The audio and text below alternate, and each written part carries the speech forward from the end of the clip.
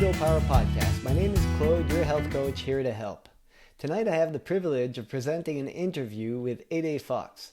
Ede has an Instagram handle at Black Carnivores Keto, and you can follow her on Instagram. So she shares her story from her humble beginnings in the 70s to the present times, where she searched for diet solutions for her health and her fitness through the years. Various stages of her life, and she shares great insight and great experience with us. So I hope you enjoy as much as I did. Without any further delay, here's the interview. All right, so I'm here with Ede Fox, and she's going to tell us a little bit about her journey through keto, and I believe you're doing keto carnivore?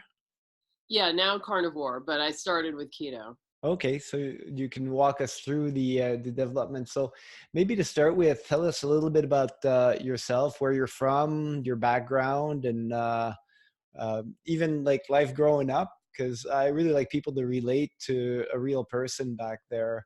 Often when you're confronted with people's final result, there's an attitude that's like, oh, well, that worked for this person, but I'm very different, and I come from a different background or whatever, and it won't work for me. So maybe tell us a little bit about yourself.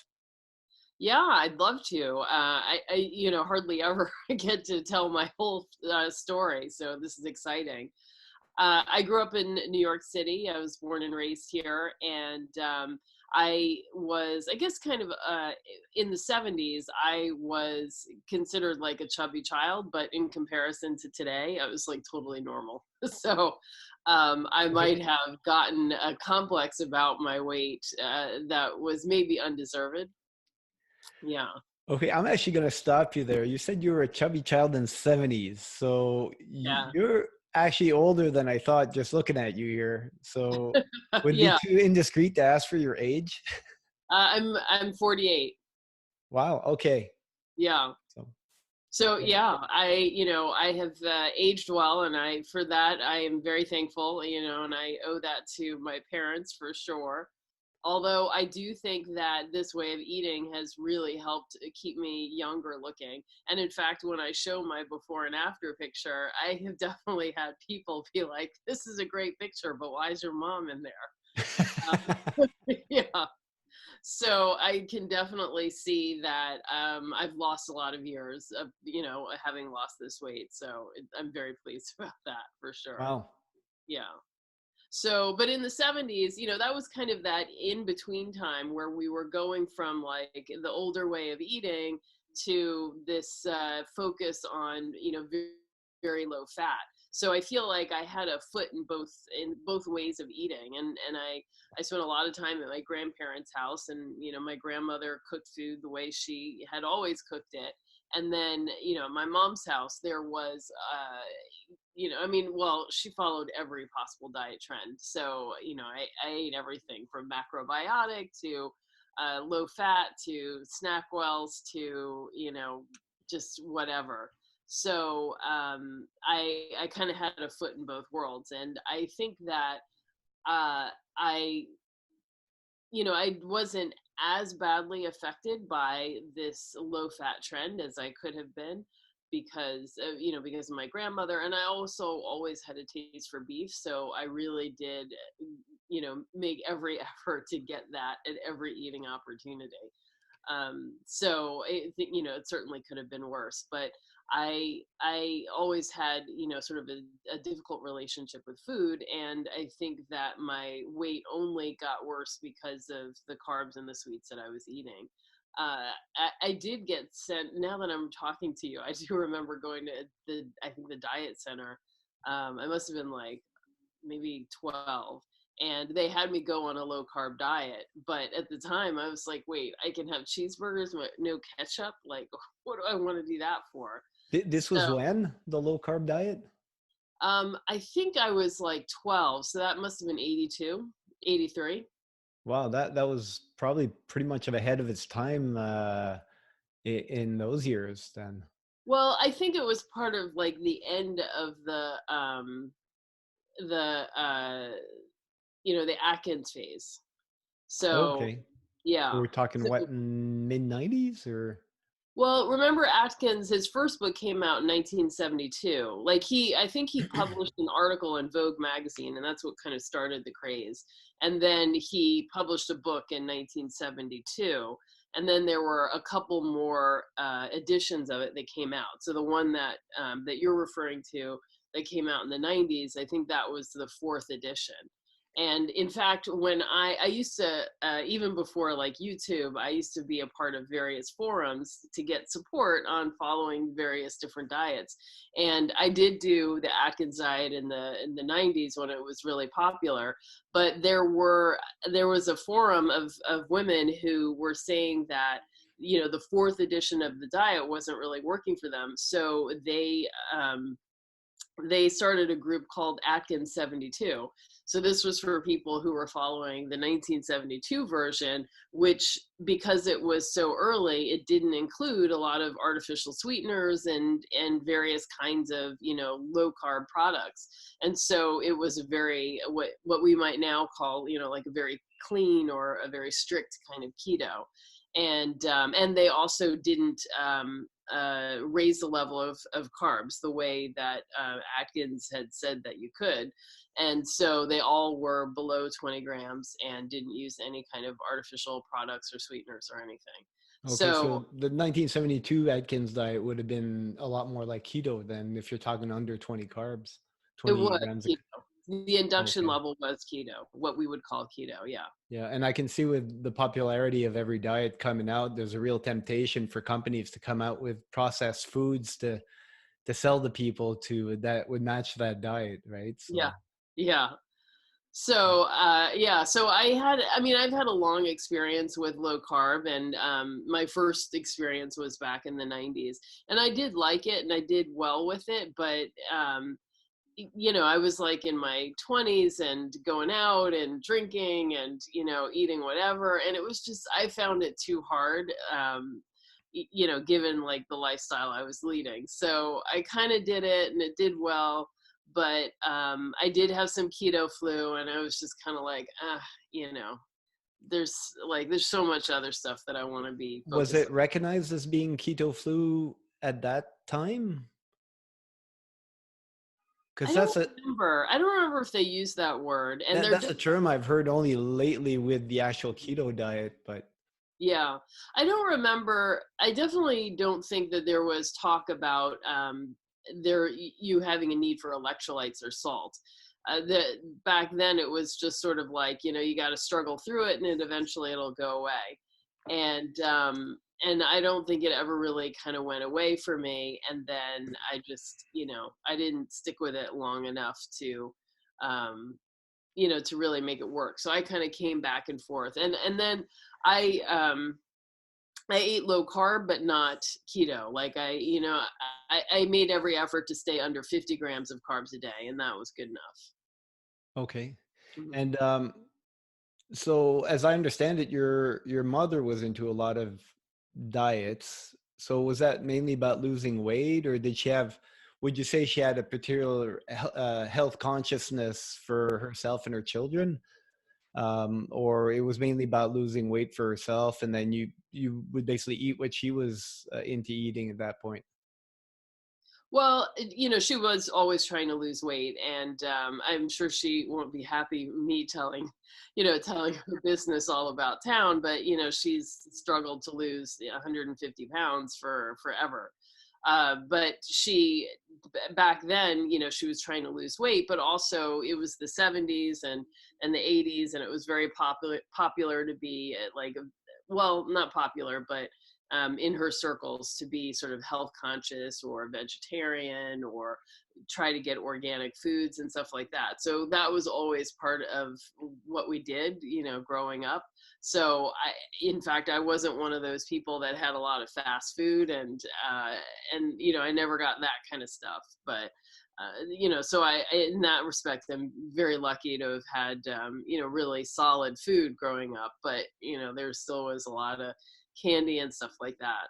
It's kind of interesting for me hearing this about the 70s and the 80s. So I'm guessing that New York would have been way ahead of. I was in Quebec City at the time, and I don't ever, I mean, I was still quite young in the early 70s, but I don't recall eating healthy as being much of a concern. People talked about losing weight, and it was back there, it would have been the start of the low fat, remove all fats from your diet, and don't concern yourself with the fact that that makes for a very high carb, high protein diet. Of course, with the results we all know that that came through from that. Um, so so at that time, you were doing Atkins and all that, and you have that before and after picture of you there on the thumbnail that you sent me for the podcast, and I guess the listeners will be seeing that as well. And if you send me a copy, Ash, I can post it on the YouTube version of Oh our yeah. podcast I here. will. But so I'm And I wondering really at think that before picture was taken in Montreal. oh, is that right? Yeah. Okay. So at that time, in the 70s and 80s, what would you say your weight was like? Did you gain that weight later on and then lost it, or you said you were pretty much a chubby kid? Like, what are we talking about? Because your mother obviously had some weight issues as well, as I understand. Yeah, I mean, probably I was carrying an extra 15 pounds, so it wasn't crazy, but Oh, yeah. But at the time, it felt like a lot because everyone was so skinny. So it felt like it was, a lot, but it wasn't really in comparison, now to kids now. okay. Yeah. So kind of leaving the Atkins diet and being more of a party girl at one point. So is that when you put on the extra pounds? Actually, no, it was probably more recently. I had uh, actually twice in my life I put on that weight. And it was during very challenging times with my like career or with school. So in grad school, I had actually put on quite a lot of weight. And then I moved to Amsterdam and I,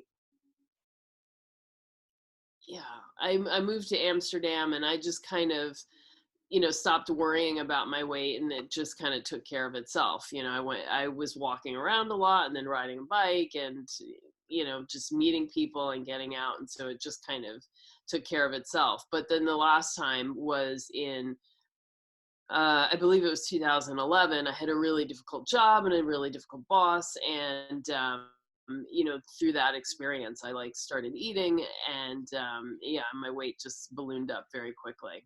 Yeah, so I think we need to pause on that a little bit because that's something that I've been through the studying I've been doing. As you know, I'm a health and keto coach.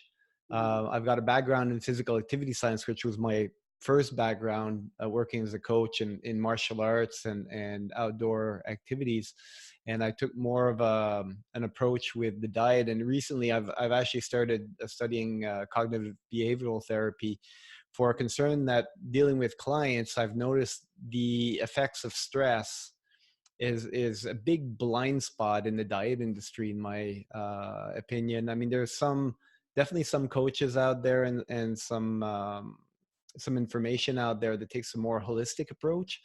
But if anything, there's really two hormones that really drive the health or the lack thereof, and that would be insulin and cortisol. And cortisol being heavily associated with stressful events, and it really works as a vicious circle, right? So the cortisol raise your blood sugar. The blood sugar will make it so that you have cravings, and then you want to eat more sugar, and then it's easy for it to go downhill from there. And a recent experiment I've had, much of against my will, but I had some health issues in the fall there, and the doctors put me on prednisone, which basically simulates cortisol.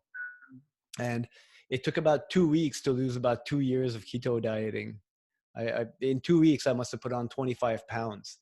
And it didn't Wow. feel like I was eating that much more, but pretty much everything I was eating was being converted to fat because of the drug. And because most of the energy that I was consuming was going to fat, I was hungry all the time and I was having cravings, because that if if you're eating something, most of it's converted to fat, then you just don't have it available as energy, so you're still craving more energy, right? So it really works against you. Luckily, I've tapered off of it now. And as I tapered off, the weight just started coming off again like magic. So it really shows the influence that cortisol can have. So it's not just insulin. So that's why the mental state and working through emotional difficulties is super, super important in diet.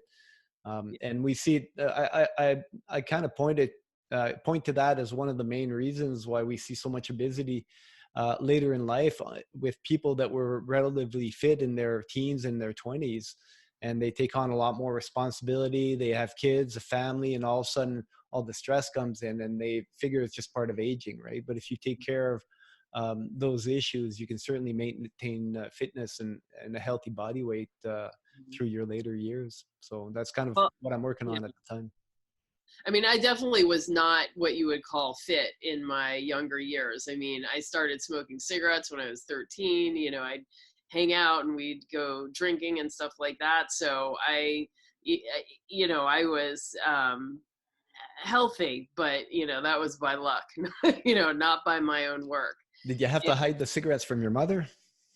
She smoked. I mean, but back then in the 80s, you know, kind of everybody smoked. So, you know, I was allowed to smoke at home. It wasn't like people were happy about it, but it just, that's what, you know, people did It's that. a weird thing thinking about that now, right? Because I used to smoke with my mother too at age 13, Yeah. and And man, nowadays, how many times was I I sent to go buy cigarettes from my mom? Like starting when I was 8, I was yeah. sent down to the bodega and it was no big deal. Yeah, well, I had a beard at 13. They make them hairy where I'm from, so I had no problem walking into a place and buying either beers or cigarette, even as a teen. But I don't know if it's the same thing in New York, but I know out here in most places in Canada, I know in BC, they've completely outlawed smoking in restaurants and bars. And that Yeah. came about in about the year 2000. And it was unimaginable for us before the year 2000 to even think that you would outlaw cigarettes in bars, because the two just went hand in hand, right? Yeah. And they did it and they thought, you know, it would be total loss of business and all that. And it turned out it actually brought back a lot of businesses to the bar. A lot of people have stopped going just because they didn't want to smell like an ashtray coming out of there. So, Yeah. so I mean, No, it's like going, here too. I think it was 2003 that we passed that law. So yeah, going back now, it's hard to imagine going to a bar and having, you know, more smoke from the cigarettes than the smoke machine on those dance floors. yeah, But that's how it was, right? So yeah. But I think that I didn't, you know, I've spent a lot of time actually thinking about how one handles stressful situations. And I think that especially since I started smoking so early, I relied on cigarettes and food to kind of handle any of my stressful issues. And, you know, I would rely on one or the other more at different points in time, but those were the ways that I handled it. And so when I quit smoking, you know, of course I gained a ton of weight because, you know, then I'm relying on the other thing. And eventually, you know, I kind of quit both, but going into keto, it really laid bare all of, you know, how much I was using sugar, and I couldn't, you know, that couldn't be hidden anymore. So I really was required to kind of learn new coping techniques and learn to, you know, sort of handle my emotions without food. oh, that's interesting because the people I deal with, by the time they come to me, they already are fairly health conscious, and I haven't dealt with smokers. They've quit the smokers long before they come and see me, and that makes me think because you know, quickening smoking has always been associated with putting on weight. Hmm. And I actually never put the two together. But obviously, if you're using smoking as a way to cope with stress, and you stop smoking, Hmm. and then you might be dealing with a lot more stress from quitting smoking, plus the stress that the smoking was covering up. And then if your cortisol levels go up, that would certainly explain. It's hypothetical because I don't have a research on it, but it would make a really good basis for a research project for sure. Well, I'm sure that's correct. And also, cigarettes, the nicotine releases it releases blood sugar, into your bloodstream, and so that's why you get a little pick me up too when you smoke. And so, of course, that raises your insulin levels as well, because you're releasing that sugar. So your metabolism actually is a little bit faster when you smoke. So when you quit, you maybe burn about 200 calories less per day. So that's not huge, but if you're eating kind of indiscriminately, that definitely accounts for that 10 pounds that you gain when you quit smoking. Right. And then if you're using it emotionally, then there's another 40 pounds. For sure. So before you went on this latest diet that obviously worked really well for you, what was your physical activity like? Are you somebody who exercises, goes running, I don't know, either the gym or whatever? Was that something you did before as well?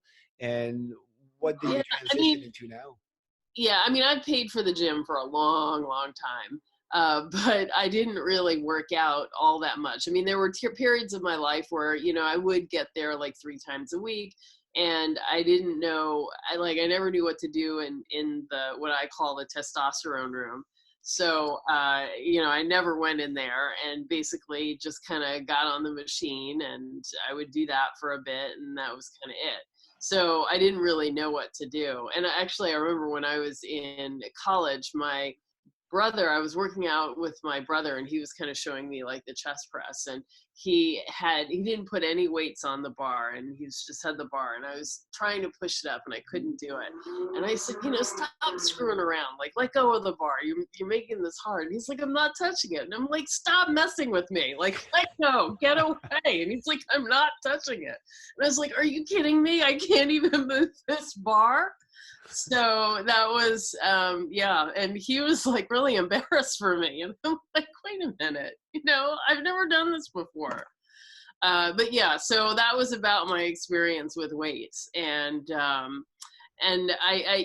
really didn't get beyond that. It really wasn't until I had started losing weight on keto that, I sort of took baby steps with working out. And in the past, like when I would try to work out, and lose weight, I always kind of came to the workout I came to the diet with the idea that I'm gonna like be really restrictive and only eat 1,000 calories and work out at the gym for 2 hours every day and do all of that. And of course, that never worked at any point in the past. And so this latest effort, I kind of decided that, this was it. Everything I had ever done like never worked. So I decided I was going to go against every instinct that I had and just kind of, just go with it and just let it happen and not be really hard on myself.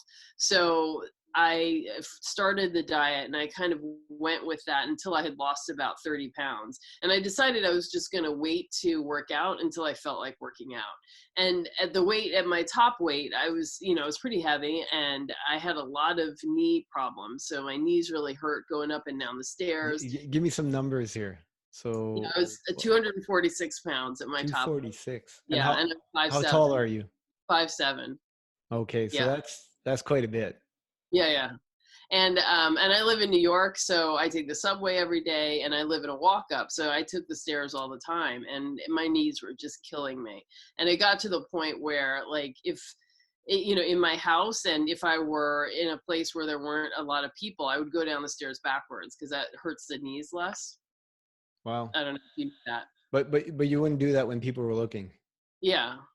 That's one thing. And I find that really sad for some aspect, because obviously you had been trying for a long time, right? And the shame that we put on people with extra weight. And as a kid, I was 225 pounds at 10 years old. I was quite a heavy kid. And I remember being teased. I remember being called fatso by our school principal in front of everybody, something that would get anybody fired in the school district nowadays, and probably some more accusations. But back then it was just like, if you take a fat person, you start to insult him, somehow you'll make him lose weight, right? because he's not trying. Now at 10 years old, you have to put some blame on the parents, and you also have to put some blame on the information, because I think for a long time, and this was the case with me, um, there was a lot of bad information. And if you tried your hardest to follow what the mainstream was telling people in order to lose weight, you'd probably put some more weight on. Eat small meals regularly throughout the day, and cut fats, so you end up Hmm. eating healthy grains all day long, and stuff like that. So I find that extremely sad for somebody who has been overweight and who has dealt with weight issues as well. I lost a lot of weight through exercise for a period, and then that became a lot harder in my later years as I went through the stressful situations, and less time to work out and all that with kids and work and so on. So yeah, I mean, thanks for sharing that. I mean, I feel something really deep inside hearing somebody, if nobody's watching, you're going to spare your knees by going downstairs backwards. But Yeah. you know there was so much shame oriented towards that you wouldn't dare spare your knees if people were watching. I mean, that's really a sad state of affair, and I mean socially, and I don't mean specifically for you.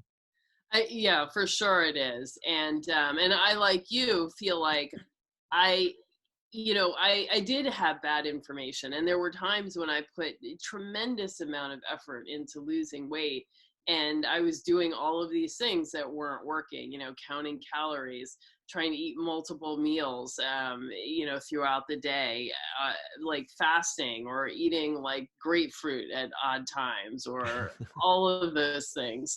I've tried every diet. So I do feel like I really put a lot of work into it and didn't get out of it what I should have.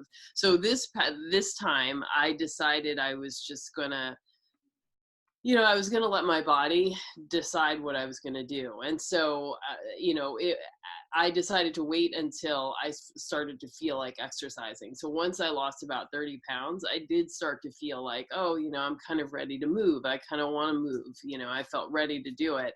And then it took like 2 more weeks. And every day it was like, oh, I'm going to get up go to the gym. Or every night it'd be like, I'm going to go to the gym in the morning. And in the morning it was like, I don't feel like it. So finally, I decided, okay, I'm going to make it so easy. All I have to do is go in, scan my key fob, and then I can leave and go home and go to bed. And so I made that commitment. So the next day, I was like, all right, I'm just going to go and scan my key fob. But once I was there, I was like, well, I'm here. I may as well do something. And then I said, I only have to spend 5 minutes on a machine, then I can go home and go to bed. And so I get on the machine, and after 5 minutes, it's like, this is all right, and I keep going. So most mornings I would keep going, but there were definitely mornings that I went, scanned my key fob, and I went home. And there were days when I just did 5 minutes on the machine. But, after a while, like of doing it, and I also, what I did differently this time was make a commitment that I was going to work out to, what is it, like 70% of my heart rate. So whatever that number was, I did not let any exercise I was doing exceed that. And so every time I'd worked out in the past, I always felt like I was supposed to go and go and go and go and really, like, bust my butt. But that's kind of exhausting, and I never wanted to do it. But when I decided to just work out to that heart rate, then it was like I was a little winded, but not so bad. And then I was kind of like, oh, this is okay. Like, I could keep doing this. Like, this isn't so bad. So once I started doing that, I was more willing to go, and then began to look forward to it. And then eventually I decided I wanted to lift weights. And then I ventured over to the testosterone room, and and I really started doing it. And I did my research at night and read, watched the YouTube videos and tried to learn the form and all of that. And then I would go to the gym and I would try these different things. And so for a long time, I was doing that. But the evolution of my activity, I went a lot slower, and I think that was to my benefit to do it that way. Yeah, so I think that's great wisdom to share with the audience, and people listening. It's the old adage of baby steps, right? So you're way better off doing something small that may not help a lot, but at least you're doing something. It's one more step in the right direction.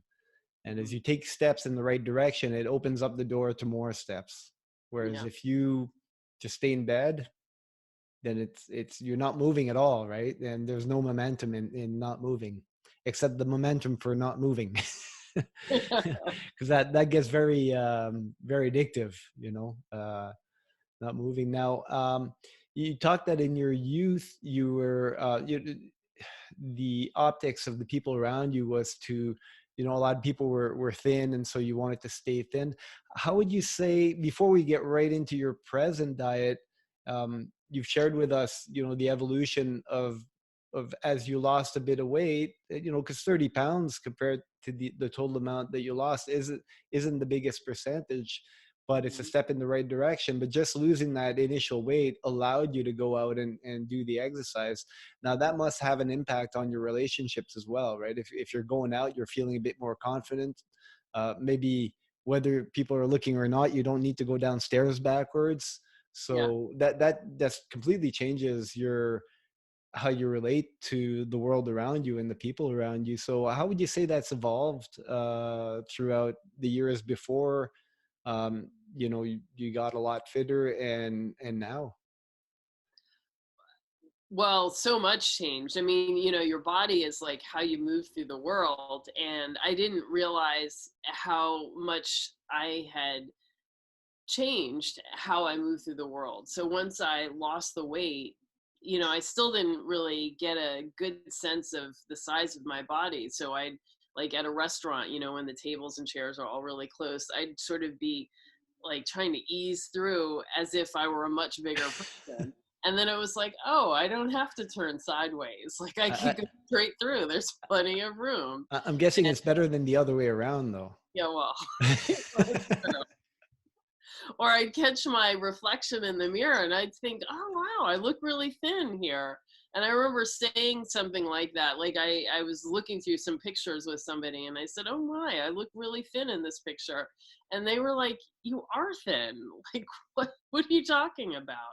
And, so getting it in my head is, that's a different, it's a different story. So, that's been harder. But one of the things that I thought was really interesting is as I started to lose the weight, I wanted to be more active. It wasn't hard to get myself to be active. And I think that our bodies are naturally made to move. And so once you remove the thing that causes pain and discomfort, we want to move, we want to be active in some way or other. So I work with people too, helping them to lose weight. And when you're 250 pounds, like it just doesn't seem conceivable. And I have to, tell people like it really is true. If you're 100 pounds less, like you would want to go, maybe not running, but maybe you'd want to go out to the club and dance all night. Maybe you would want to take a belly dancing class. You would be interested in signing up for the trapeze class or going hiking. Like it's not hard to envision yourself doing those things. So that's the one thing I would tell your listeners is you'll want to do this stuff. You just gotta trust. And would it be fair to say too is, as you're getting thinner and fitter, because it's not just about the thinness or the actual number on the scale, but a lot has to do with, you look at yourself in the mirror and you see somebody who's healthy compared to Hmm. what you saw before, you start to like what you see. And so there's a real temptation there to show it off a little bit, right? And I think maybe you avoided my question a little bit. You brought in some good information, but as far as relating to people or showing confidence, New York has a pretty nice summer where people dress down a little bit, and that makes a huge difference. And maybe one thing I want to address too, which really surprised me because I lost 75 pounds on keto, and I mean that's quite a bit. I'm 5'10", and I had quite a bit of that around the belly. And one of my fears, obviously, losing that much weight is that you get all that flabby skin. And so, you don't look too bad in jeans and a couple of layers of shirts and stuff like that, but you may not be all that keen to go out on the beach. But I was surprised, especially with the combining the fasting and keto together, how much everything just really tightens up, and you have a quick loss of weight, and you'll get a little bit of looser skin, but it does go away. It seems to get eaten up, and things tighten up, and you can see that six pack again. It was quite surprising to me. It wasn't what I expected, especially I'm 49, so it's not like the skin's as tight as in your 20s, right? So you wouldn't expect it to be.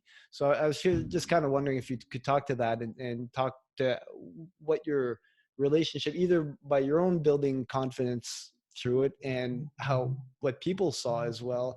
I think it's sad to say, but people don't react the same when you're weighing close to 300 pounds, or when you're when you look really fit and pretty and all that. Let's be honest with that. Yeah, I mean, I would definitely say that's true.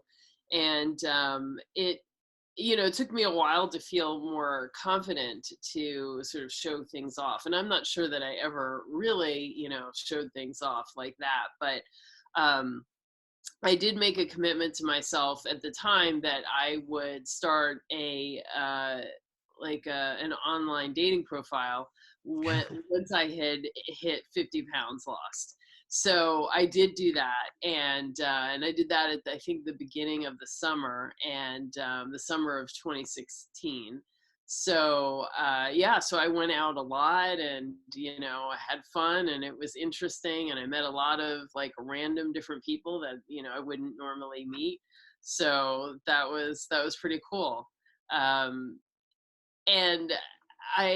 it was, I guess I had felt like I was too heavy to really be able to do a lot of dating. But the world, I guess, has changed around me. So the idea in my mind, the last time I was doing like a lot of dating, I kind of was too heavy. But now, fast forward into the teens, and a lot of people are very heavy. So it's just sort of normal, and so it wasn't really a big deal.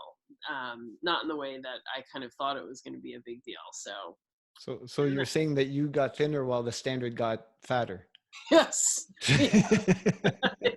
Exactly. So it's one way to hit your percentile, I guess. Yeah. So while we're on the subject, what's your status now? Well, I am single again, but I had dated someone else long term from after that summer, but we broke up recently. So well, you heard it here first to the audience. This lovely lady here, 48, single and available. Yeah. So, but I think it was a good experience, and I'm glad that I kind of waited a little bit, because it gave me a little bit more confidence, and I felt more comfortable. And the one thing I did notice about the dating, at the beginning of it, I'm always making these, crazy sort of rules for myself, but I was going to try to do 100 dates in 100 days, which is totally ridiculous.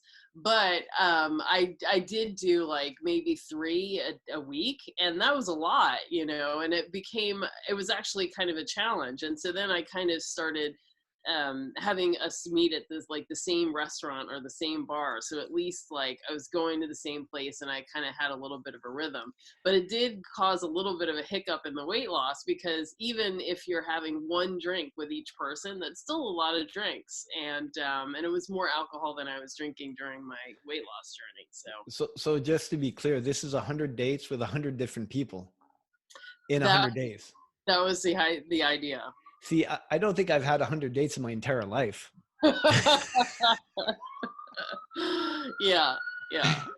Well, I thought it would be fun, just kind of, and, I figured it was a numbers game. Like, it's, these apps are, they match you with whoever, but it's just a numbers game. You just got to meet more people. Maybe I'm not up with the times, but I think only women can even aspire to that. Yes, that's true. I think that's true. Although I think there's a lot more people on it who are not actually ready or available to date. So at first I was like trying to have like honest conversations with the people who were like writing to me. But after a while it's like, I don't want to talk for like weeks on end. Like either let's go for coffee or a drink or you're not available. And getting people to like pin down and say, okay, I'll meet you on Tuesday at 6:00 at this place. That was actually more difficult than I expected. And I was like, what is the deal here? I'll pay for my own coffee. Like if this is a money thing, but I don't know. So Well, I would be in a lot of trouble going back on the scene. Hearing people talk about it terrifies me. It's so foreign to what I knew back then. I mean, there was no internet last time I dated like that. That was like yeah, 20 years ago now. I've been with my spouse. So, yeah. yeah, you seem to be having a fun time with it. And, in my failure to keep up with the time, if I can pass on a bit of wisdom, and that has to do with, bettering yourself, whether it's through diet, exercise, mental exercise, learning new things. I think whether you're trying to match up with new people or you're trying to better yourself within a couple, I think a couple people match up with people at their level, right? So if you're getting yourself fit and healthy and you're doing intelligent things and you present yourself well, I think it gives you access to a lot higher quality people. And that's saying a lot, because it makes a huge difference if you hook up and you decide to go for long-term relationships eventually with somebody of high quality. It can be life-changing. And if you let yourself go and you don't believe in yourself, and um, the way you perceive yourself is so low that you're not looking for those high quality people in your life, it can really wreck your life too. So Mhm. it's not like these little things that we make changes that we make in our lives don't have an impact on our future. So again, making those baby steps in the right direction, I think is really key. So let's talk about what you do now that's really worked for you, and how long did you make the latest change? You said you were on keto first and then eventually went on a fully carnivore diet. So if you could describe that a little bit for the audience. I I think people are starting to kind of get what keto is, and obviously there's got more of a dirty processed food keto and there's more of a clean keto. But I think still today when I talk about the carnivore diet, it's people kind of have that question mark expression on their face, like, what do you mean carnivore diet? So they have a hard time wrapping their heads around not eating any vegetables and plant matter at all. So Yeah. maybe you can talk to that.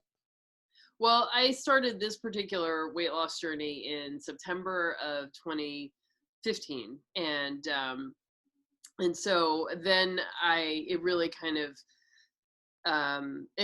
of went well. And this was like the first time that I had ever lost a large amount of weight, and now this is also the first time I've kept it off. Okay, But just mhm. before you go too far, so before that 2015 where you say, okay, I'm going to start, and I guess it was keto at the time, were you on any diet preceding, or it was one of those periods where you kind of let yourself go a little bit and you're like, okay, I got to take the horse by the rein here and take control again? Yeah. um, so I guess that's one thing. And kind of describe what made you choose that over.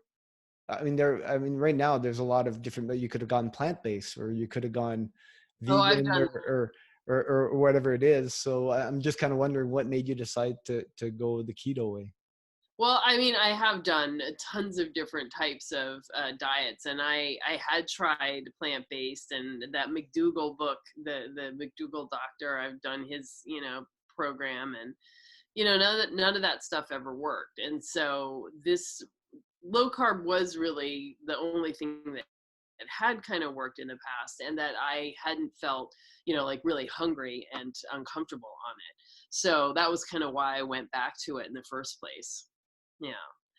So, I started in September of 2015, and before that, I wasn't, on any particular program, and I had it, I guess, in the previous year or two, tried a bunch of different things, but I just didn't stick with it. The stuff would last a week or two, and then it was all over.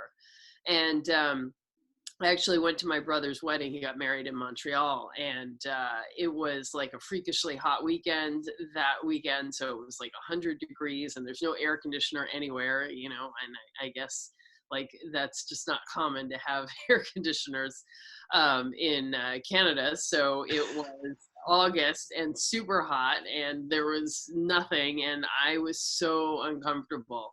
This is where Montreal? Yeah. So Montreal does get very hot in the summer. Yeah, well, it was super hot. It was like 100 degrees, and they got married in I guess it's what normally is like a ski village during the winter, but it's got like a lodge and like sort of pretty place, but it was really, really hot, and there was no air conditioning and no fans or anything like that, and so just that experience had just was a wake-up call. And I think in the center of town there's like a big hill or a mountain or something like that, and there's like a vista at the top where you climb up and you look around, and it's really pretty. But the climbing up it, I thought I was going to die. And but meanwhile, like there's some great grandfathers like, come on kids, let's go, keep up. And I'm just like, oh my god, these people are passing me, and it was terrible. And I was like, I can't do this anymore. I can't live like this anymore.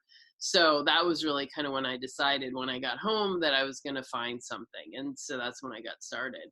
And so I went on. I did I kind of started with a different program, but it morphed into keto, and then I really did well. Now that first week of keto, like I was white knuckling it. I mean, it was so hard coming off of sugar, and it was really, really difficult, and it took a while, I think, for me to get fat adapted.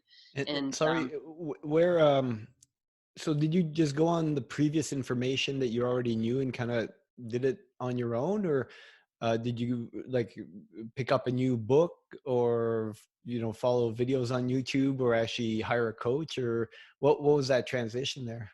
I mean, I had my Fitness Pal, and I just tried to eat so that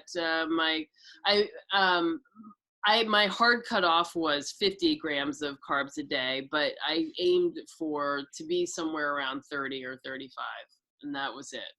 So your Fitness Pal, that's an app? My Fitness Pal, yeah, it's an app for tracking food, yeah. So that was it, and so I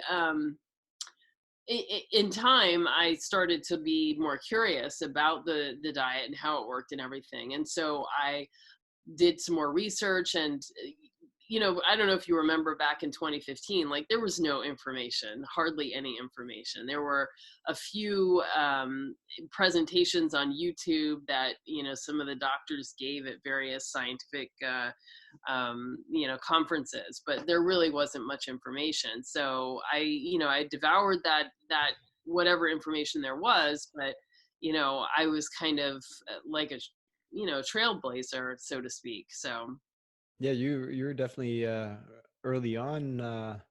I mean, 2015, there would have been a bunch of kids with epilepsy doing it.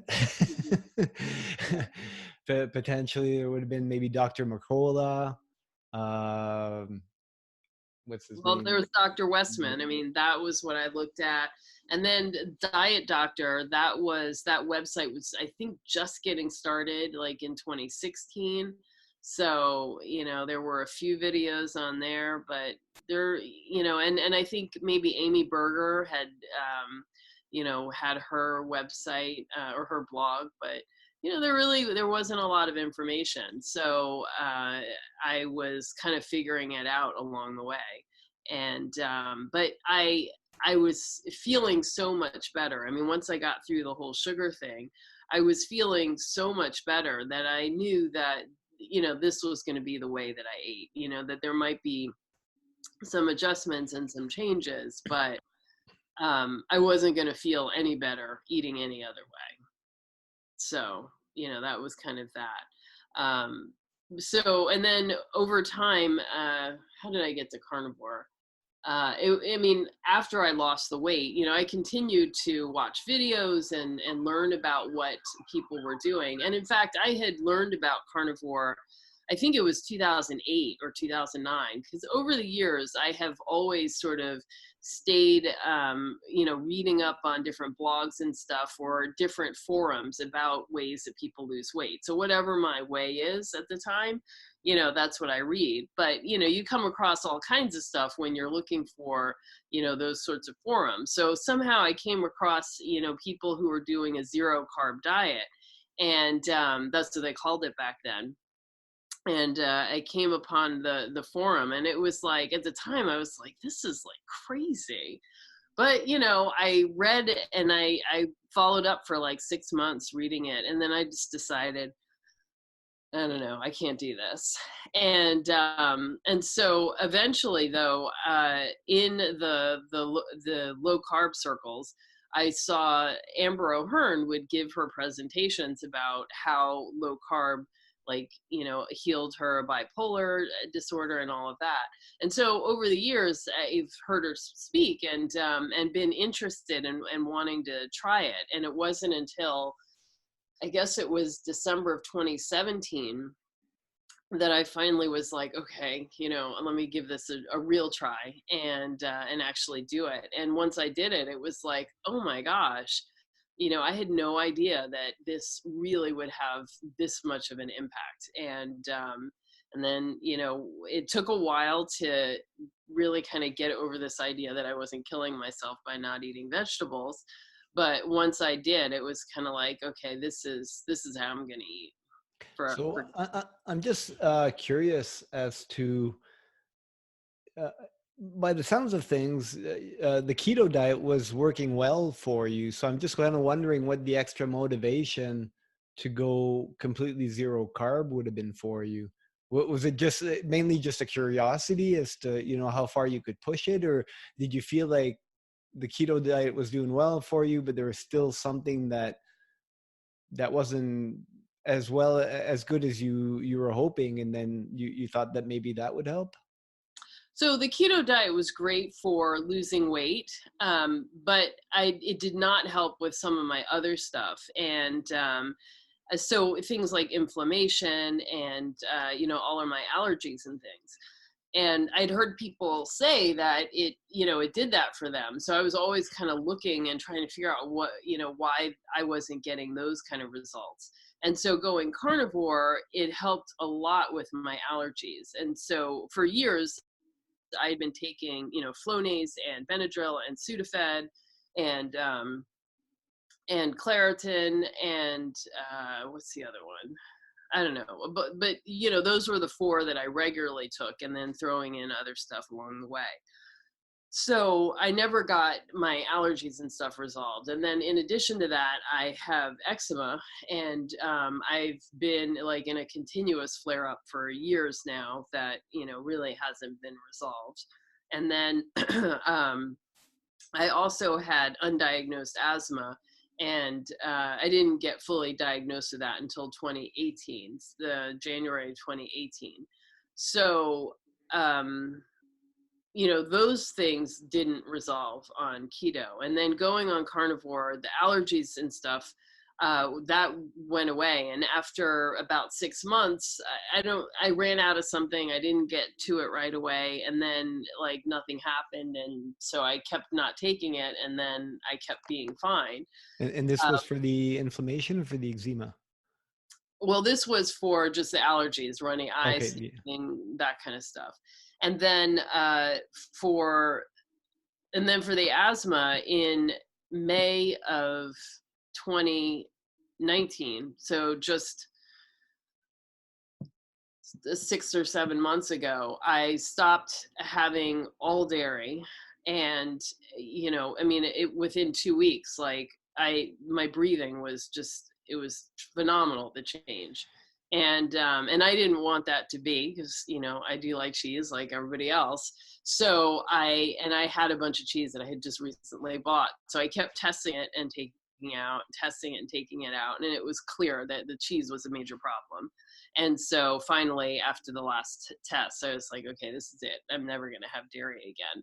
So, now I don't have to use an asthma inhaler. And that's, I mean, that's huge. That's really significant for me. And I'd been struggling for a while with, with being able to breathe. So it was bad.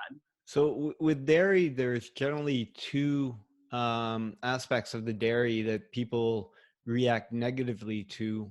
So there's the lactose, which is the sugar in dairy, which without certain enzymes, there's a portion of the population that cannot digest that as adults.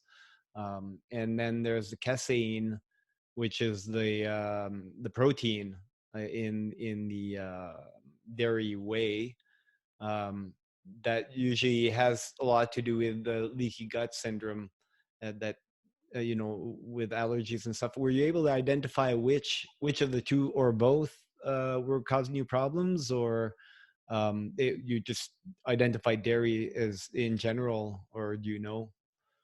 I did not identify which was the problem, and I didn't really care. But I have always disliked milk and yogurt, and I didn't really like a lot of cheeses when I was growing up either. So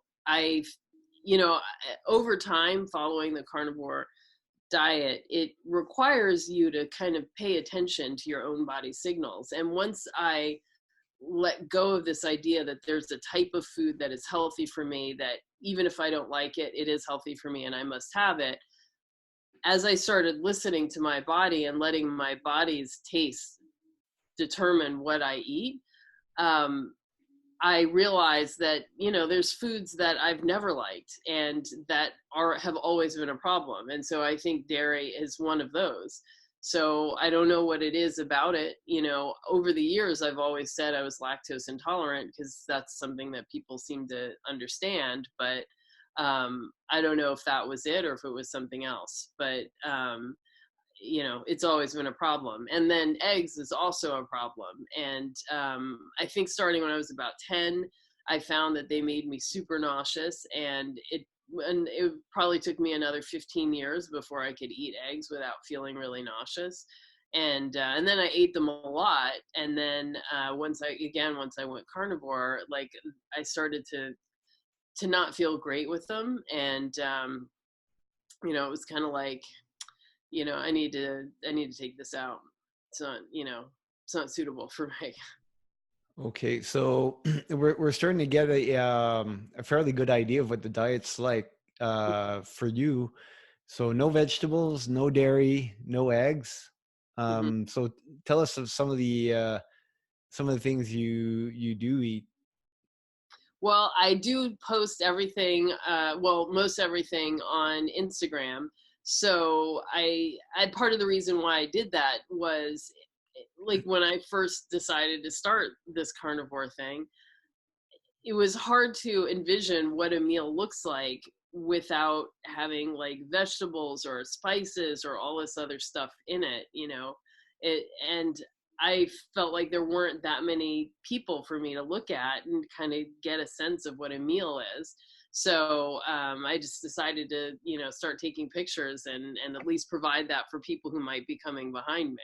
So if you look through, you'll see like a steak or a hamburger, or bacon with the steak or the hamburger.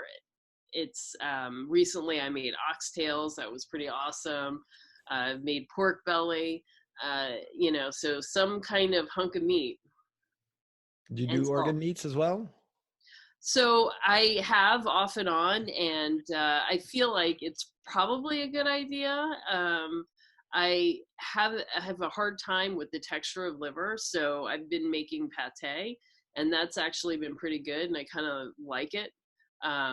But I haven't made that in a while, but that was the best way for me to go about doing it. I had heart. I decided I don't like it, so You have to yeah, get pretty creative sometimes.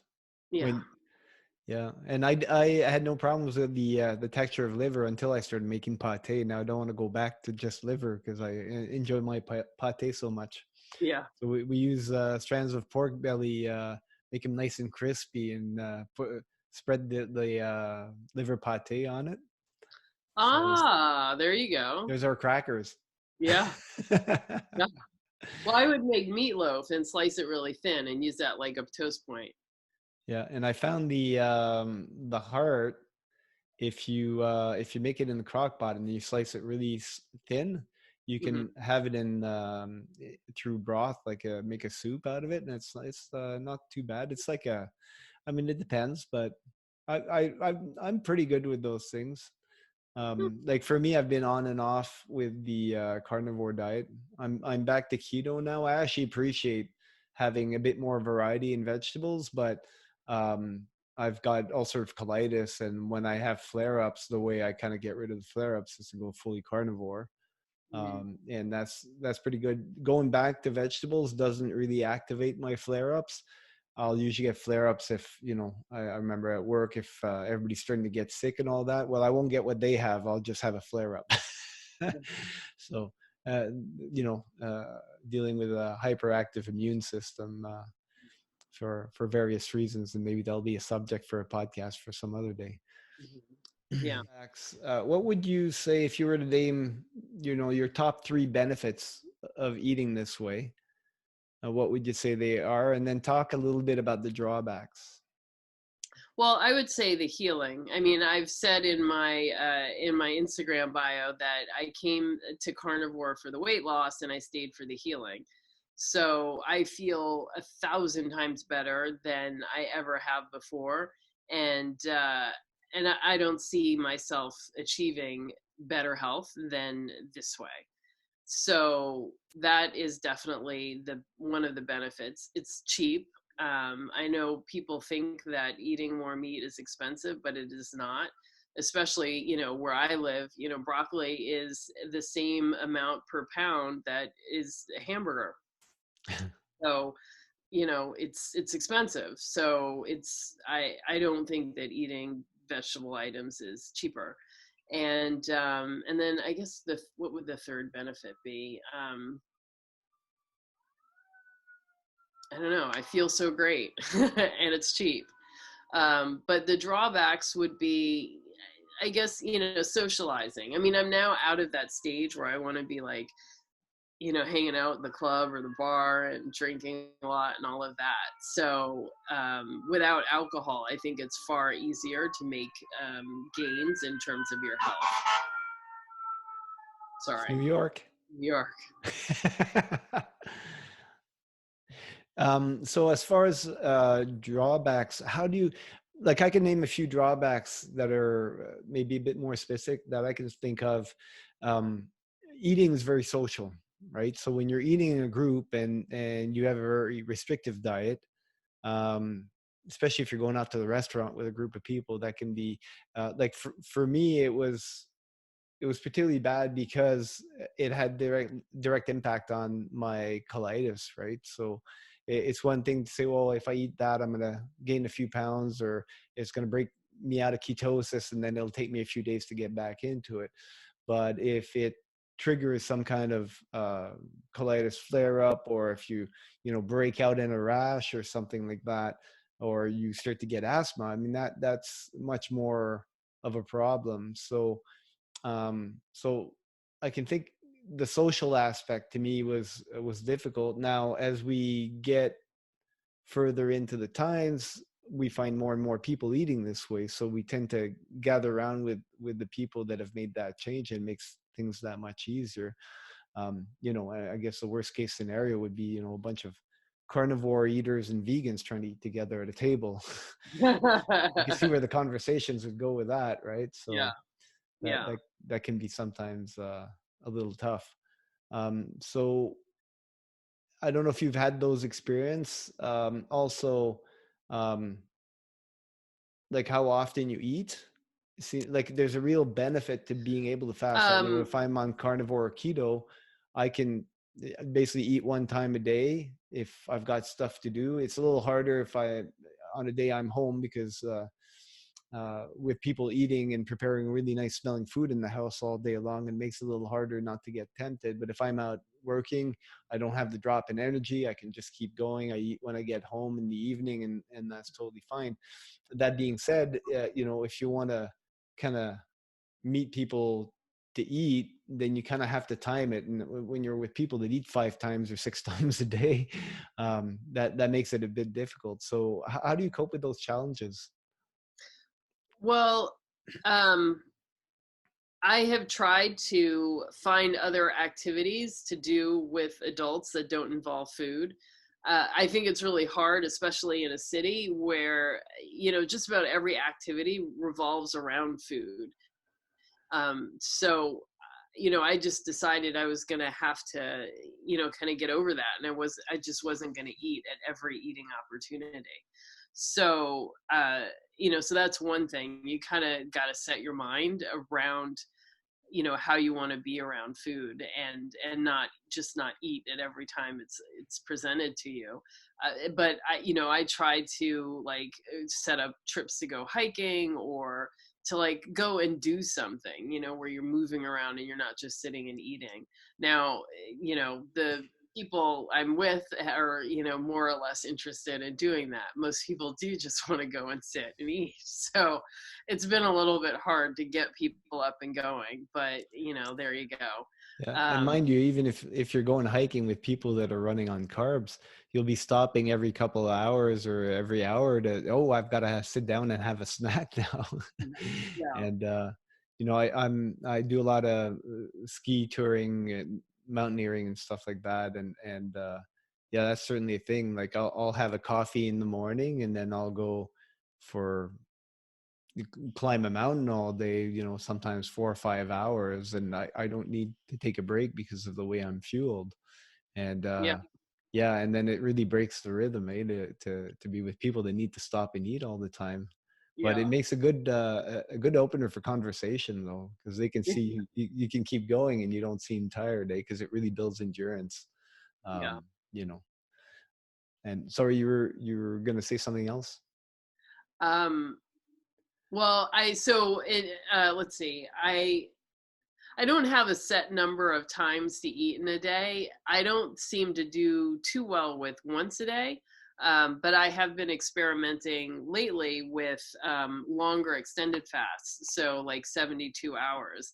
And I've sort of pulled together a group of us who start Sunday nights and fast, well, people sort of do as much or as little as they want to, but we try to start at the same time. And so that's been really cool. And in fact, fasting has been the next level of sort of dealing with my eating for emotional reasons, because once you take out food completely, it's like, wow, so I just got to deal with life, without any crutch. And it's actually been a really good experience, so I'm really pleased that I've done that, and I'm plan on continuing to do it. So the nice thing, like you said, with keto and with carnivores, you can go really long periods without eating. And so I would regularly go, maybe 6 or 7 hours before you start thinking about food, and then maybe another couple of hours before I'm actually able to do it. So I would say probably 2 meals a day, that are the 2 meals are pretty close to each other, so there'll be long periods. Yeah. Okay, and what's the longest fast that you've done? um I think as far as I've gotten was like 112 hours, so Wow. that's like 4.5 days. Yeah. That's great. Can you describe that in a bit more detail, like the stages that you go through? Because I'll admit to something. I do quite a bit of intermittent fasting. I do the one meal a day with ease. For me to go more than that, I'd have to leave the house. Because, and it's not because I'll eat when I'm hungry kind of thing. And that brings it down to about, after I've gone one day, I can, if there's food that smells really good, and my wife is on the keto as well. And so she's cooking up things that I know I can eat, and it's a real draw. But I have had friends that tell me that I should try to go further, that there'd be some real health benefits. I've studied that, and I'm really tempted with it. Unfortunately, contextually, by the time I've done one day, I feel pretty good, and I'm tempted to eat.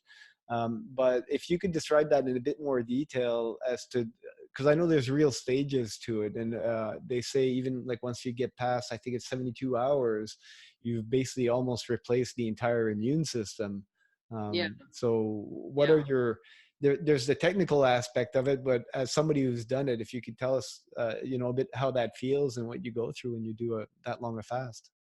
Well, I can't feel autophagy happening if that's what you're thinking about. So when I go that long fast, like I assume my immune system is being, replaced, but there's nothing to feel or know whether that's happening. It is a little bit, it is hard. I would say it is hard. Now, the thing with fasting is that I found is that, hunger is not the problem. The battle is up here.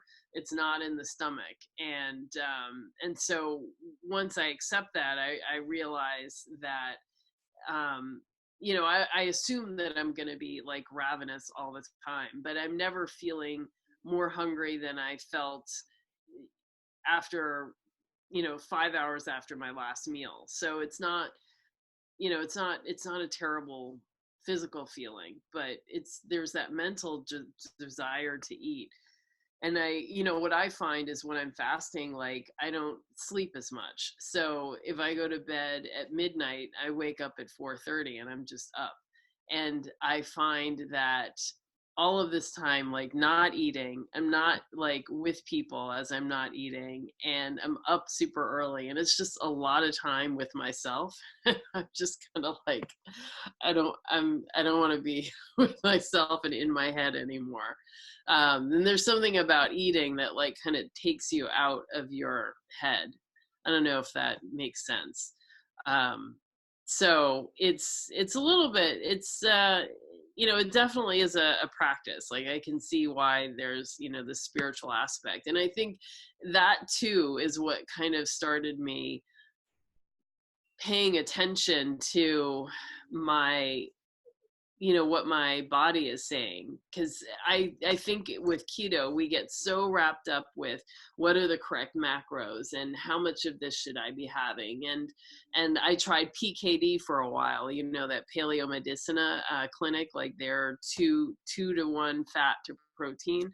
And I feel like, I was just trying all of these sort of arbitrary things. But when I just let my body decide how much fat it needs today and how much protein it needs today, then everything just works fine. And so once I started fasting, I'm like able to hear these signals much more effectively, and so be able to do them and just do what my body wants. So for me, I think that was one of the benefits that's come out of fasting. Um, yeah. So, and I would say also I had a hard time figuring out my electrolytes. Now, we do need them. How much we need is the question. And I think we're driven now to have more and more salt. And that was not good for me. So trying to unravel that and to feel comfortable in what I was having, that took a while. And it took a while to really kind of figure out what I needed. When you talk about electrolytes, did you have problems with cramps and stuff like that, or? No, breathing. So that was what was weird. Like if I had too much, I would get this feeling in my lungs like there was water in there, and like it was hard to breathe, and I had to work extra hard to breathe.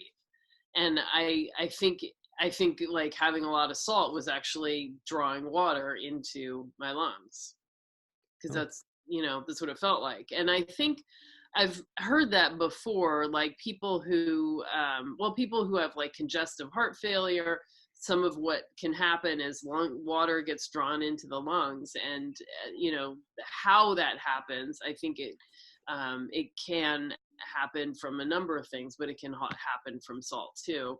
And actually, I know my mom has to take like a diuretic, because when she doesn't, it draws water into her lungs. So I think there can be this issue of water balance in some people, and I can feel it happening with me when I do that. And was this So mainly doing the diet or doing during the fasting or both? during the fasting, Oh, okay. yeah. Because I think when I'm just doing the diet, like I'm not a person that takes like extra electrolytes. So I salt my food and that's it. So I think if I were like taking extra salt, because there are people who like fill up, pills, and they take like a lot of extra salt. If I were doing that, I would definitely have a problem. But I haven't been doing that. Okay, and But getting back to the sleeping, um, so the hours of sleeping are shortened. But would you say when you woke up, you were feeling fairly well rested, or yeah, it wasn't like I was, had insomnia and wasn't getting enough rest. I just, 4.5 hours was about all that I needed. okay, yeah, because I've heard that's fairly typical. Because I mean, Mhm. there's also the experience of waking up in the middle of the night, it's dark, and you're kind of restless, and then you're Yeah. not feeling rested at all, and then you go kind of zombie through the rest of the day. But that's not what we're talking about here, right? Yeah, no, not at all. So I would have to like make sure that I went to bed late so that I could not. No, I don't want to be up at four in the morning. Like, there's nothing to do at that point. So I would try to go to bed a little later. It's easier to call friends over to stay up late than to call them at 4 o'clock in the morning and say, "Hey, I'm kind of lonely here. Would you show up?" Yeah, exactly. Exactly. So, the fasting, once I got the electrolytes figured out, then it really was a great experience. And I dabbled a little bit and tried dry fasting, which was actually even better. I kind of liked it Oh, better than really? regular. Yeah. Yeah. Because that's I hear that's a fairly touchy one to do. Yeah. Well, Yeah. yeah, people get, all like freaked out about it. So I am not recommending any of your viewers do it, and certainly not do it for a long period of time. I think the longest I went was 48 hours. But so I'm not recommending you do all So that. that's a complete fast, no food or water for 48 hours. But That's like getting lost in the desert. hey, you're not ready. I'm always thinking about when the apocalypse You're a comes. survivalist. Yeah. No, I Yeah. thought of actually writing a book called The Survivalist Diet because I think a lot of the stuff I've learned from keto and carnivore would make a lot of sense. And maybe that's a nice segue to talk about these little less talked about effects of going keto and carnivore that I was really surprised about when I did the transition. One of them was a really, really heightened sense of smell. I don't know if you've had that. And I mean, you're in the city in New York, so I'm sure there's all kinds of smells there. But just to compare maybe with my environment, I live in a really small town, about 8,000 people out in the mountains. And going out for nature walks is basically something you do out your back door. There's like one street and then like a huge field with old cedars and stuff like that. And what I noticed walking through the forest is I'd walk by a tree and I could smell, what felt like the inside of the tree, that sap inside the tree. And I could smell the sweetness, like the Hmm. sugar inside the sap of the tree.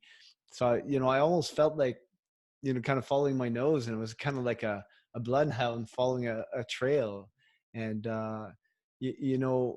looking back at how humans could have possibly survived out in the wild without all the technology we have today, and you kind of wonder, like, we're so useless.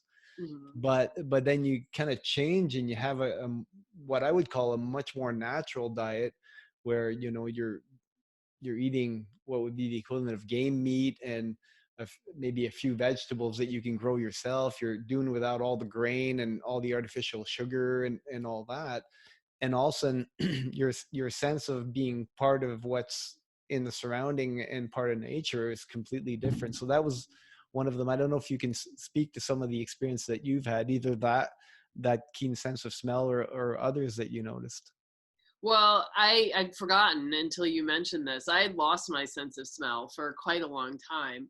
And I was living with a dog. I guess this was about 10 years ago. And, I was, I guess, allergic to dogs or the standard American diet just so inflamed me that this was just one of the things that was a problem for me, and so I lost my sense of smell. And then once I moved out and wasn't near the dog all the time, I was able to smell a little bit more, but not great. And so I've noticed over the years that it's definitely improved. But going on carnivore, it's like all of a sudden I can smell everything, and I was like, wow, so much I've been missing all of these years. I had no idea. So yeah, I can now smell a lot better. I Yeah. am able to smell things much more effectively. I don't know if I smell better. I know I've heard other carnivores talk about how they don't need to use deodorant anymore. So I have not tried that, and probably am not gonna try. But I definitely can smell other people. Yeah. Well, and one of the other things I noticed too is smelling other people's breath. But it's not, it was like, okay, bad breath smells, we can talk about, but like I'm talking, one thing I noticed, my youngest kid, and I don't impose whatever diet I'm doing on my kid, because I certainly didn't appreciate people imposing, like, if my parents imposed a certain diet or forced me to eat stuff that I didn't like. And with all the changes into what's considered healthy, they might have been very well meaning at the time, but they could have screwed me up quite a bit more, because certainly the concept of healthy food has changed quite a bit over the years. So that being said, so my youngest kid tends to eat a lot of fruit. He's basically semi Atkins, because the kids kind of pick up what we're doing. They kind of go along with it. So, when my kids are homeschooled now, when they used to go to school, we kind of force them to eat in the morning before they go to school, because we wouldn't want them to go on an empty stomach. Um, Now they're home, so they basically wake up and they'll usually read books, or you know work on whatever they want to work on in the morning, help out. We have a bit of a hobby farm here, so they help out with the animals.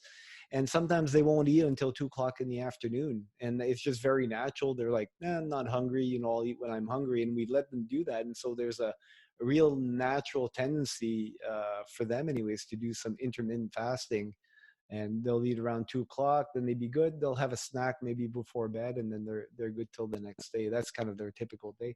But anyways, my youngest kid eats a lot of fruit. He's very fruitivore, so he'll eat his meat and all that. And he's not too keen on vegetables. He'll like a few vegetables here and there, but he really likes specific fruit. And so when I was eating carbs and I wasn't on keto, sometimes we'd be sitting together and I kind of like, oh, his breath smells kind of weird. I just kind of you know shy away a little bit.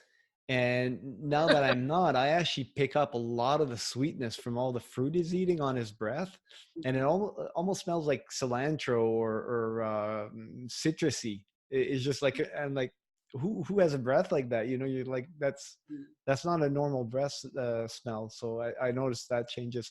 Another change I've noted quite a bit is going to the dentist. I don't know if you've gone through that, but as a kid, I had cavities almost every time I'd show up at the dentist. Horrible teeth, plaque everywhere. I used to eat a lot of sweets and all kinds of pastries and all that. There was no limit to what I could eat in that sense. And one of the things I noticed, even after a few weeks of doing keto and cutting carbs, is your teeth are constantly feeling you're fresh out of the dentist. cleaning, right? And you show up there after a year, and they're like, wow, your teeth are like, I don't have much job to do at all, you know. So I don't know if Yeah. that was your experience, but it seems to be a very common thing for people eating low carb. Actually, I lucked out in the teeth department, and like I never had cavities when I was growing up, and never had cavities. And then for a 2-year period in my early 20s, I had 3 root canals, and then never had anything again. So, I haven't really had any trouble there. And in terms of cleanings, I generally don't have much plaque or anything like that. So yeah, so it's not like I'm not eating the candy. It's just it's eaten away at my body in a different spot. So my teeth have been fine, thankfully. But what I did notice about the dry fasting is I thought I'd have this horrible mouth and I'd be so dry, Pasty and but yeah, actually it was not. I brushed my teeth before I started the dry fast, and then I didn't shower or brush my teeth or anything. And yeah, even by the end of it, like my mouth didn't feel gross or dry or anything. So that was how great. active did you keep during the dry fast? That's like No, 48 I didn't hours. go to the gym or anything. Huh? Yeah, just kind Didn't of go to the- chill. Yeah, I didn't go to the gym or anything like that. So I mean, I did go to work, and so I like walked around, and I like lead classes and stuff. So I was like in front of people and talking a lot, and talking makes you lose a lot of water as well. So I was really wondering how dehydrated I might end up being, but it wasn't bad at all. And So this was summertime, or no, this was in the fall. okay, so Yeah. moderate temperatures, but still being like regular active, kind of going out doing your thing. You didn't have to be bedridden for 48 hours to do this Oh, dry fast, yeah. right? No, no. Right on. So we're coming near the end here. If you could tell me a little bit, well, your Instagram, so you're at Black Carnivores Keto. Mhm. So I sense a real sense of identity there in your pick of that handle for Instagram. So how long have you had that, and what was kind of the thought behind picking that out? Did you get it right off the bat, or did you have to experiment with a few names before it let you have your what you were looking for? No, that was the first name. I mean, basically, I wanted to let other Black people who know that there's somebody else who's doing this. I feel like when I started, there really wasn't anybody of color, and so I looked for them and I didn't see them, and so I wanted it to be really easy to find me if somebody else was looking for that. And people have, and I've made every effort to reach out and communicate and be like a beacon for other people of color who are interested in following either keto or carnivore. And now there's definitely more people doing keto, and so there's a lot of places to go for that if you're looking for for another Black person or Latino or whatever. But in the carnivore realm, there isn't really. There's not that many of us, and so I just am constantly looking and pulling people in. And whenever I see somebody, I reach out to them and give words of encouragement, and try to find some foods that might traditionally be called soul foods, and figuring out ways to kind of make them a little bit more carnivore. I'm actually about to publish a video. I still haven't published it, but it was me making salmon croquettes. So that was something. I mean, that's a very Southern dish, and my grandfather used to make it for most Sunday mornings, and then also like on holidays like Christmas and stuff. And so I got panko from Bacon's Air, and made from pork rinds, and so using that to make salmon croquettes, it was a way to make something that was very traditional, very Southern, and would be much appreciated by a lot of my followers, and make that so that it was a delicious thing that you can have on carnivore. So yeah, so that was the reasoning behind the name. Well, I find that great. And yeah, it's true. I mean, if you go on YouTube and look up carnivore diet, it's very white out there. Well, So and very male too, and white that's male, yes. yeah. So there definitely is that strain that's a little bit it can be a little off-putting, I think, if you're not that, very I don't know. So I'm just trying to let people know that there is another way to approach it, and Yeah, that and there. perhaps on the flip side of that as well, I think genetically there's certain populations that have responded particularly badly to the North American diet. If Hmm. I look at, in Canada, a lot of the native population here, they had been eating game meat and you know, uh, spending a lot of energy getting that game meat for thousands of years, and then introducing the North American diet. Um, they would eat the same way as somebody else who's from a genetic background that has been eating that way from generation to generation, and the effect is striking. You see a lot of overweightness and health issues and diabetes in certain populations. So I don't know if that's the case more with the Black population compared to some more uh, genetically European strains, but for sure, if you can kind of be the beacon to draw people into a different way, I think it's a great way to do it. I'm glad I found you, and hopefully we can do this again sometimes. Yep. Maybe exchange a few recipes. So let's keep Yeah, in touch.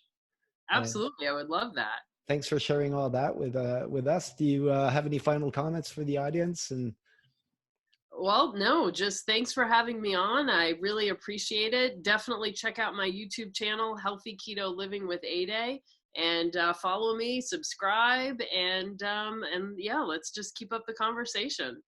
all right, cheers, and we'll talk to you soon. Okay, Bye. absolutely. All right, bye bye.